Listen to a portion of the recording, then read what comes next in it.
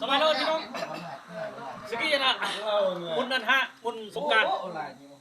พอดีนะมือทำอิฐสกี้มือวันที่13เนี่ยเรื่องบุญกระดองนี่ตอนรับนะลืมแม่ตอนรับบุญสงการมือทำอิฐบุญสงการมากำเนี่ยสร้างเรื่องเคลื่อนรถเรามาที่แจ้งยี่ตั้งนานแล้วอ๋อครับหาอย่าสุดเลยวันไม่จบละวันนี้กระบาดจอกมาแล้วโอ้ขับสุดทำยังดาเพลงสาวเล่อีกโอ้ขับสุดเป็นสาวแร่ด้วยโอ้ขับสุดไปจ้าชอบมาวันไปจ้าชอบเย่นะกับมาขับเรือตามต้นไม้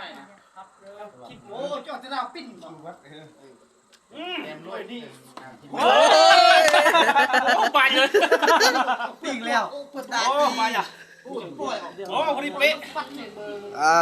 พี่น้องเกาะเด้อกี่เด้อเป๊ะเลยอยากกับเก้าโมงเชื่อมบริอมเกาะเมื่อกี้ตลกตะเล็กบริอมเกาะกุ้งเกาะเพราะแบบว่าเป็นงานสมยศ น่าจะเป็นอ่ะเนี่ยคุยกระดองนี่ครับสุดเดียโอ้